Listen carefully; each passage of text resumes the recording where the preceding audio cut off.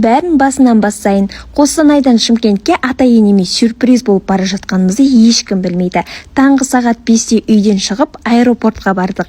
Астанаға аман-есен жетіп алып, келесі рейске міндік. Тек қайным ғана біледі. Бізді сол күтіп алды. Шымкенттің погодасын енді көріп таң қалдым ғой. Біз үшін көктем болып тұр ғой Шымкент. Жолдан әжесіне немересі гүлін алып, үйге сюрприз деп кіріп келдік қой.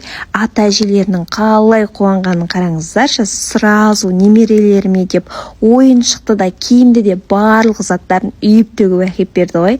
Қайным екі қарындастарым жесінші деп екі қарындасына екі жілік етін сюрприз қылып жіберді ғой. Сонымен еттерді жайғастырып, папам осты, мен ішек қарнын тазалап, қуырдағымды жасап, еттерді тұздап, папам фирменный қазысын жасады.